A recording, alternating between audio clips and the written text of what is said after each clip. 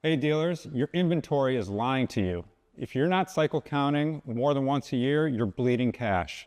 We're going to tell you how and why to cycle count inventory year-round on this episode of Beyond the Showroom.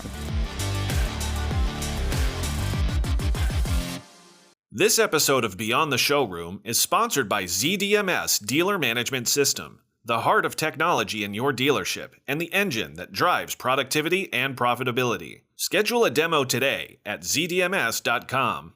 Hey guys, I'm Greg Jones from Motorcycle and Powersports News, and joining me as always is Maggie Stevens of Powersports Playbook.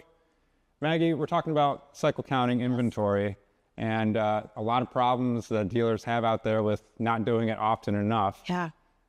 So like our last episode with a bit of a mentality change, you know, we're talking about that too here, where people might be doing it once a year, if we're lucky, and then that's, doing good, right? Yeah. And some people probably do it far less than that. Yes.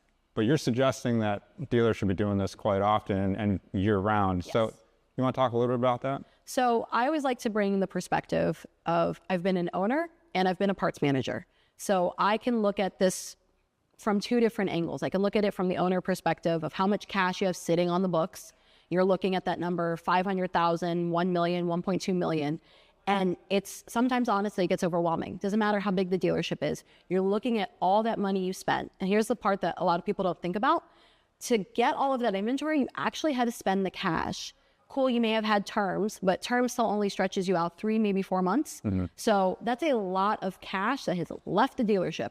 And you are waiting, hoping, praying that your team can go ahead and sell that stuff so that you get that cash back plus the profit. So I've looked at it from the owner perspective, and then as a parts manager, no one ever wants to be told you can't buy any more parts. Like when you're told that, that is the most brutal thing in the world, because that's how your business functions, that's how your department functions, and then all the problems that come with it. So if we can get ahead of that, again, mindset shift, if we can get ahead of that and we can say, okay, instead of cycle counting, well, let me back up a step. Yeah. So most people, when they cycle count, there's 3 different types of people I see out there in the world.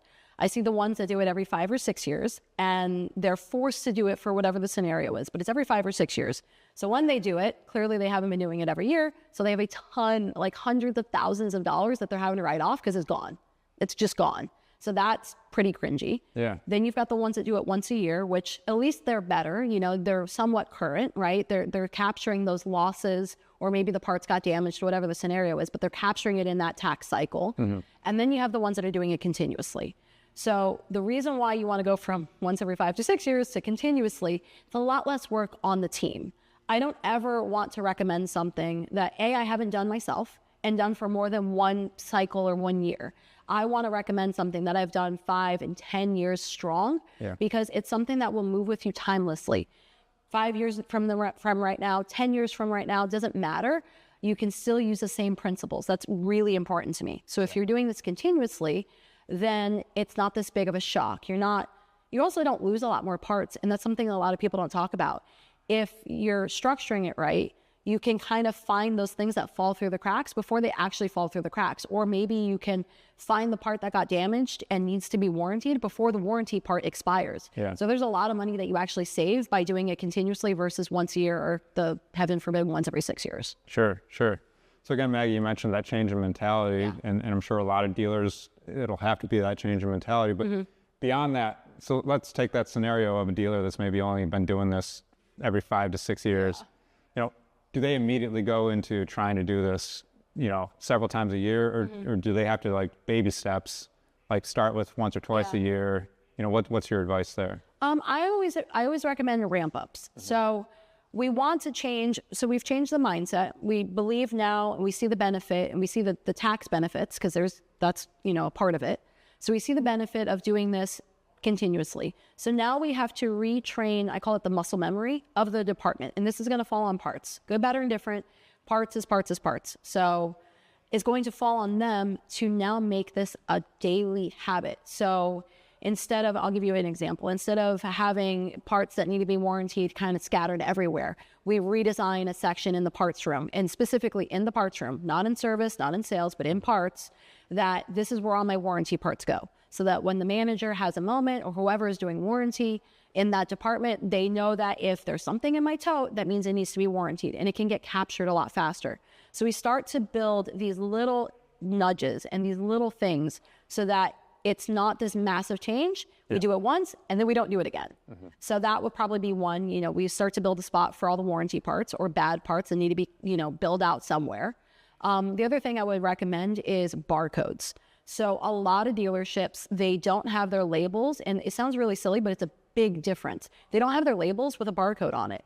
Now, when you're trying to do, again, speaking from experience, when you're trying to do a cycle count or an inventory count, and you've got thousands of SKUs, you got to think just alone, if you're looking at your spark plug wall or your battery wall, it's too easy. And this is where people make the mistake. They'll see, I've got MR, whatever, spark plug, and I've got 50 of them, right?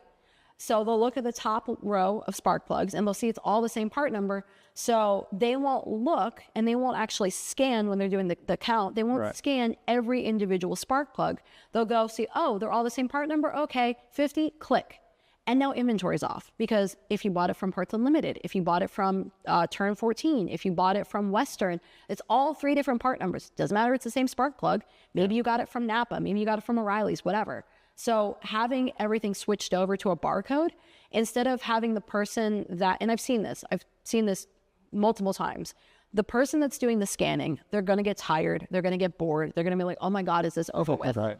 And so it's a lot easier for them to just scan, and then submit the batch, then type in a number. Same thing at the counter. If someone's at the counter and they're selling a package to someone over the counter or someone in the sales or someone in service, it's so much easier on your team and you have so much less mistakes if there's a barcode to scan.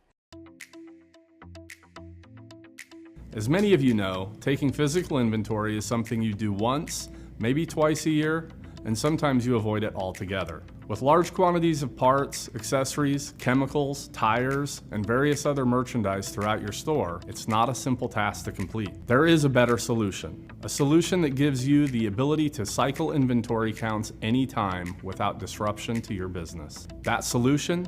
ZiiDMS RFID Physical Inventory. With RFID tags placed on inventory, you can cycle counts or conduct physical inventory with the RFID handheld scanner by simply pulling the trigger and walking around your dealership. RFID scanners do not require line of sight, so counters don't need to bend down under partitions, climb shelves, or position items to be visually seen to be counted in most cases. Contact your ZiiDMS representative to learn more about RFID physical inventory and how ZiiDMS is the only dealer management system in the powersports industry building the technology your dealership needs.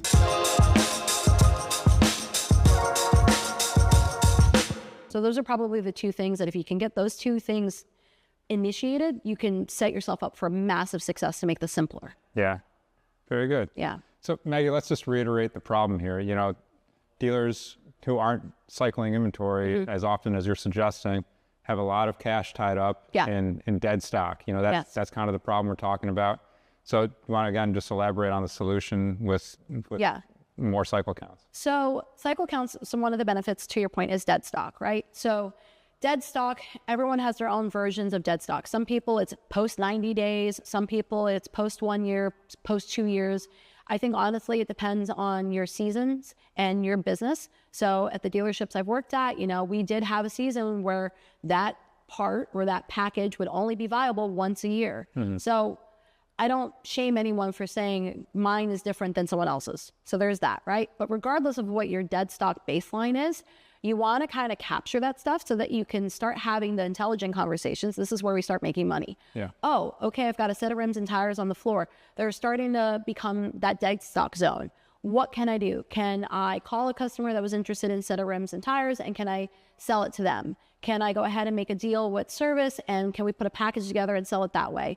Can I give it as a recommendation to the sales team so if they need to close a deal? These are the ones I would recommend. It's a lot easier to keep that inventory at the top of your mind, especially as a parts manager. You're managing so much, you've got to make it easy and repeatable. So it's easy to do that versus, you'll stumble across it and be like, oh, why didn't I sell that again? Or, oh my God, I can't believe we still have that. Because again, depending on how your parts room is built, you may have like a main parts room, like where I worked, as a parts manager. We had a main parts room, and then I had 4 containers. So it's very easy. I don't care how organized you are. It's very easy for stuff to get lost in the containers. Like we used to joke that they would eat them, right? Like your dryer eats your stock. Right. The containers eat a tire. Yeah. So it's easy to do that. But the other thing too, so with dead stock, you're going to have, if you're a franchise, you're going to have your return windows. That is the perfect time to catch those returns, take that dead stock and send it back. Because I ran into scenarios where I was doing a cycle count from the previous person that was a manager, and I took on, the job, and he hadn't done that. And good, bad, or indifferent, those part numbers that technically there's nothing wrong with the part, the manufacturer's like, we don't take that back anymore. And I've even seen it throughout the years where one year they'll take a part back and the next year they won't. So you don't ever want to get caught off guard like that, because that's a gut punch. Yeah, for sure. definitely. Yeah. Definitely.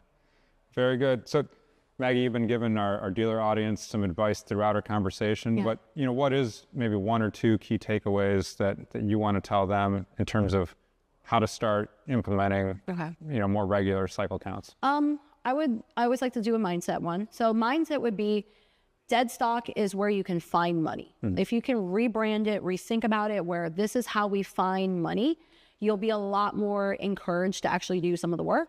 And then the 2 things I would implement right off the bat, have a warranty section, and everyone's going to be like, yeah, I have one. No, you don't. Like, this is only warranty parts. It's not recall parts. It's not parts on hold. It is true warranty parts that need to either be warrantied out or they need to be sold out to whatever department. So implement that and make sure it's clean. So if a part is in there, that means it needs to be warrantied. Nothing else can go in there. I don't care the scenario.